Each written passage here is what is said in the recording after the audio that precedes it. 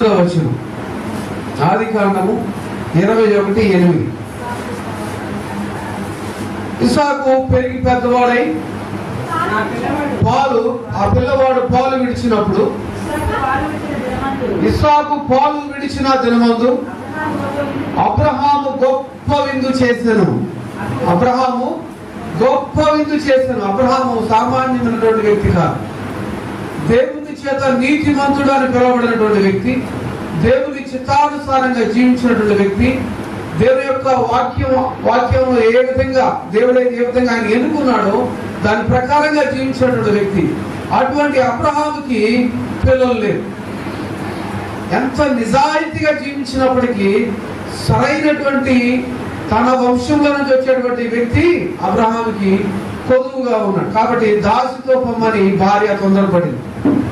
భార్యకు దేవుని మీద నమ్మకం పోయి దయ్యాల మీద నమ్మకం పుట్టింది. అంటే దేవుని చిత్తానుసారంగా జీవించవలసినటువంటి వ్యక్తి, దేవుని యొక్క పిలుపు మేరకు పిలువబడి ఏర్పరచబడిన వ్యక్తిని అనుమానించి ఏం చేసిందంటే భార్యతో పొమ్మను.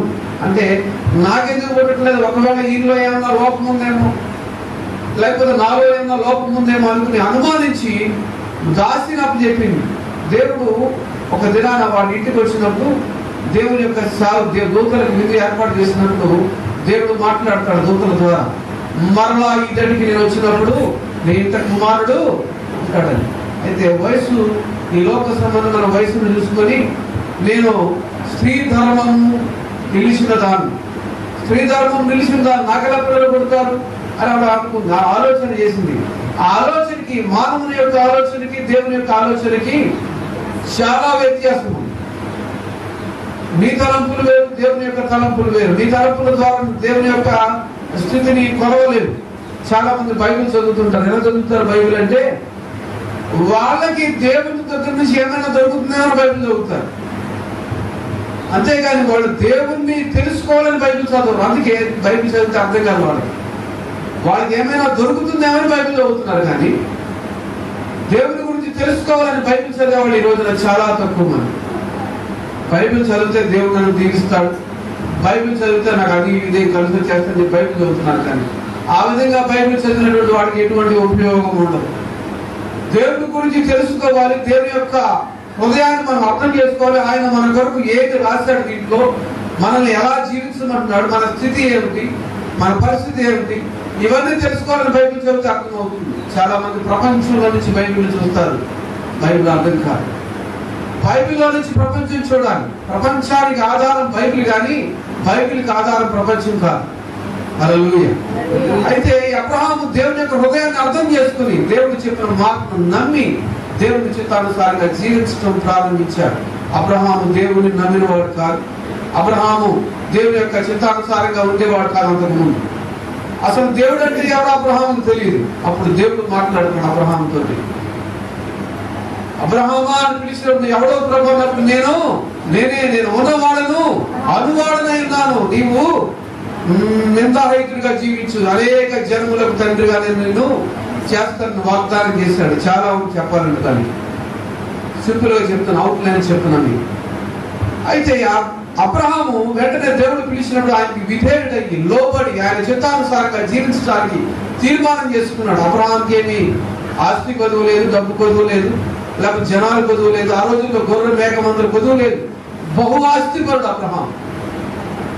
చాలా ఆస్తి ఉంది ఆయనకి. కేవలం ఆస్తి కోసం ప్రభువుని నమ్ముకోలేదు. ఆయన హృదయాన్ని దేవునికి సంపూర్తిగా సమర్పించాడు. ఆ సమర్పణను దేవుడు చూశాడు. ఆయన యొక్క నీతిని దేవుడు చూశాడు. ఆ లోబడటం విధేయత కలిగి ఉన్నట్టు దేవుడు చూశాడు. చూసి వెంటనే అబ్రహాంతో ఒక మాట మాట్లాడాడు, నువ్వు ఈ ఊరిలో ఉండవలసిన అవసరం లేదు, ఇక్కడి నుంచి నడు అన్నాడు. లేకు అన్నప్పుడు లేచాడు అబ్రహాం. లేవడం అంటే ఈ రోజున మనం ఏదైనా ఊరికి వెళ్ళాలంటే ఏం చేస్తాం?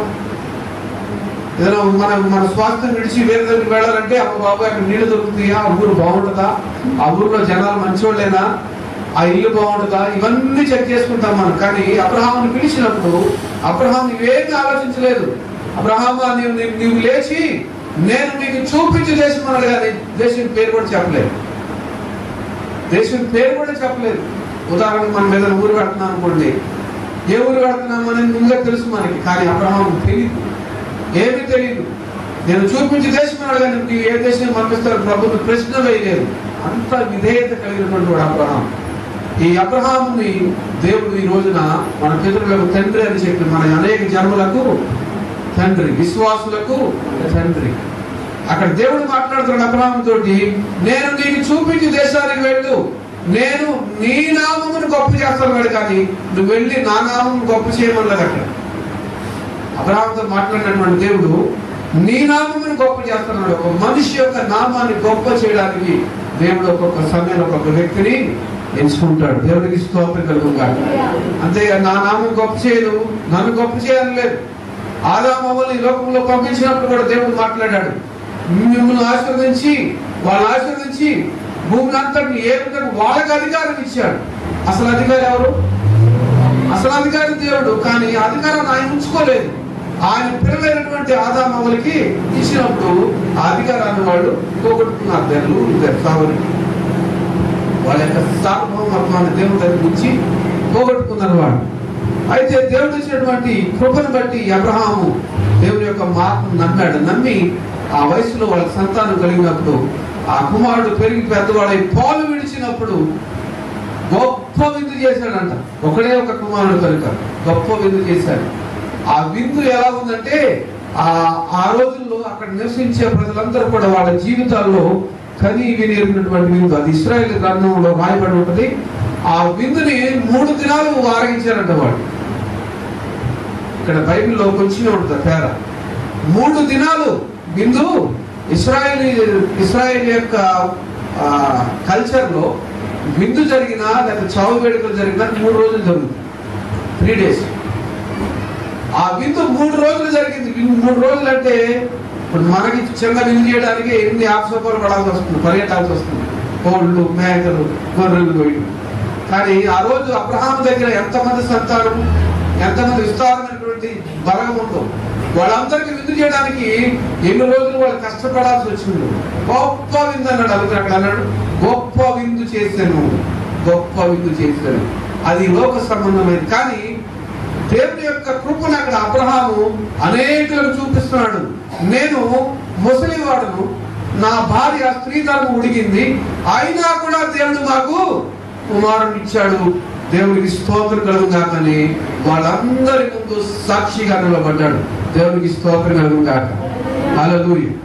అయితే ఎంతమంది ఈరోజు చెప్తారు, నా కొడుక్కి కొడుకు పుట్టాడని కొడుకు తండ్రి చెప్పుకుంటాడు. లేకపోతే ఈ కూతురు తల్లిదండ్రులు చెప్తారంటే, అబ్బా నా కూతురికి కొడుకు పుట్టాడని చెప్పి చెప్తారు. దేవుడు ఇచ్చాడు, దేవుడు ఈ కార్యాన్ని జరిగించాడు అని చెప్పేవాళ్ళు ఎంతమంది? దేవుడు అనుగ్రహిస్తే తప్ప, దేవుడి యొక్క ప్రణాళిక పెట్టుకుని ఒక పిండాన్ని గర్భంలో రూపిస్తే తప్ప కేవలం స్త్రీ పురుషుల కలయిక ద్వారా ఏ మనుషుడు ఈ లోకానికి రాలేడు. హల్లెలూయా. దేవుడు ఒక ప్రణాళిక పెట్టుకుంటాడు వాళ్ళ మీద. ఆ ప్రణాళిక ప్రకారంగా ఒక వ్యక్తిని లోకానికి పంపిస్తాడు. ఆ ప్రణాళిక నెరవేర్చడానికి దేవుడు అతని పట్ల నెరవేర్చడానికి సదాకాలం అతను దేవుడి యొక్క హస్తాన్ని వాడు తోడుగా ఉంచుతాడు. చాలా మందికి తెలియదు. నా కొడుకు, నా కూతురు, నేను, నా సంతానం, నా కుటుంబం ఉంటారు. అస్సలు మనందరికీ తండ్రి అయినటువంటి దేవుడు ఇవన్నీ చూస్తున్నాడని గమనించేవాడు ఎంతమంది. హల్లెలూయా. కొరింథీయులకు రాసినటువంటి మొదటి పత్రిక 3వ అధ్యాయం 2వ వచనం. హల్లెలూయా.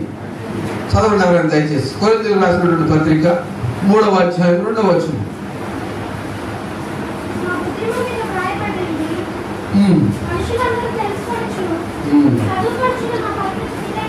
కొరింథీయులకు రాసినటువంటి మొదటి పత్రిక 3:2. అప్పటిలో మీకు బలము చాలకపోయినను పాలతోనే మిమ్మల్ని పెంచుతుంది. ఇప్పుడు చిన్నపిల్లలకి ఏం చేయాలి? మొట్టమొదటిగా పాలే పట్టించాలి. గొప్ప అన్నం పెట్టేవాళ్ళు వాళ్ళు ఏమవుతుంది? వాళ్ళకి వాంతులు అవుతాయి, ఆరోగ్యం వస్తుంది, రకరకాల పరిస్థితులు, అనారోగ్య పరిస్థితులు వస్తాయి. ఇక్కడ దేవుడి చిత్తానుసారంగా జీవించడానికి తీర్మానం చేసుకున్న ప్రజలకు మొట్టమొదటిగా అపోస్తలుడైన పౌలు చెప్తున్నాడు, మీకు పాలు అనగా నిదానంగా చెప్పారు వాక్యం, మీకు జాగ్రత్తగా ఉండమని చెప్పారు, బుజ్జగించి చెప్పారు, చిన్నపిల్లవాళ్ళకి చెప్పినట్లు. అంటే పాలు అంటే చిన్నపిల్లవాళ్ళకి చెప్పినట్లుగా నేను మీకు దేవుని యొక్క వాక్యాన్ని మీకు ప్రకటించాను. కానీ ఈ రోజున మీరు ఆ మాటని, ఆ స్థితిని దాటిపోయారు కనుక మీరేం చేయాలంటే దేవుని యొక్క వాక్యాన్ని అవశోపన పట్టాలి. అవశోపన అంటే దాన్ని మెడిటేషన్, ధ్యానించాలి, దాన్ని ఆలయించుకోవడానికి ప్రయత్నించాలి. దేవుడు కొన్నిసార్లు, అన్నిసార్లు మెత్తగా మాట్లాడు, కొన్నిసార్లు సూటిగా మాట్లాడతాడు. నీ ఉదయం గాయపడవచ్చు దేవుని యొక్క వాక్యం. ఈ పాస్టర్ గారు ఏంటి, ఈ సంఘంలో ఈ పాస్టర్ అన్నారు కాబట్టి ఏదో వాక్యం చెప్పారు అనుకోండి, సంఘస్థులు గాయపడవచ్చు. ఏదేంటి పాస్టర్ గారు ఈరోజు నా గురించే చెప్పాడని. అందుకనే పౌలు మాట్లాడుతున్నాడు అక్కడ కొరింథీయులతో మాట్లాడుతున్నాడు. మిమ్మలను పాలతోనే పెంచాను కానీ మాంసాహారం మీకు పెట్టలేదు అంటుంది. అక్కడ మన భాషలో చెప్పుకోవాలనుకుంటే మాంసాహారం పెడితే ఏమవుతుంది, చిన్నపిల్లవాడికి గొంతుకు అడ్డం పడి చాలా ప్రాబ్లమ్స్ రావచ్చు, రకరకాల ప్రాబ్లమ్స్ రావచ్చు. కాబట్టి నూతన విశ్వాసులకు ఒక రకంగాను, ఇంకా సీనియర్ విశ్వాసులకు ఒక రకంగా వాక్యం చెప్పాలి ఈరోజు. హల్లెలూయా. సీనియర్ విశ్వాసులకి చెప్తే చెప్పేవాళ్ళే కూర్చో. ఒక పాస్టర్ గారు అన్నాడంట, అమ్మ నాకు కొద్దిగా కాళ్ళ నొప్పులు వస్తున్నాయి, నేను కూర్చుని వాక్యం చెప్తానన్నట్టు. విశ్వాసులు అన్నారంట, పొడుచుని వింటామన్నారంట. అలాగా రకరకాల సంఘాలు ఈ రోజున స్థిరపడి రకరకాలుగా వాక్యం వెళుతున్నప్పుడు వాక్యాన్ని బాగా విని విసిగిపోయిన వాళ్ళు ఉంటారు. కొంతమంది విని విసిగిపోయిన వాళ్ళు చెప్పే స్టోరీలు కూడా కొంతమంది ఈ రోజున టీవీలో చూస్తుంటే మాట్లాడుతుంటే నీకు అభివృద్ధి వచ్చేస్తుంది, కారు వచ్చేస్తుంది, బంగ్లా వచ్చేస్తుంది, ఏ మాటలు చెప్తున్నారు.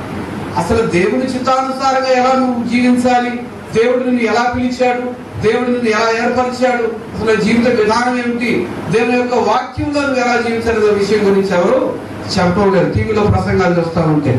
అయితే ఇక్కడ పౌలు మాట్లాడుతున్నాడు, వాక్యం అనే పాల వలన, వాక్యం అనే పాలు అంటే మొట్టమొదటిగా దేవుడిని నమ్ముకున్నప్పుడు ఒకేసారి నువ్వు అలా జీవించకూడదు. ఎలాగే జీవించాలంటే వీడికి అర్థం కాక ఇక్కడ ఎలా చెప్తున్నారని చెప్పి వాడు పారిపోవచ్చు. కాబట్టి వాడు నిదానంగా చెప్పాలి, నిదానంగా చక్కగా స్లో పాయిజన్ అక్కడ చూసారా, నిదానంగా అది ఒక స్టెప్ బై స్టెప్ అన్నారు. First step, second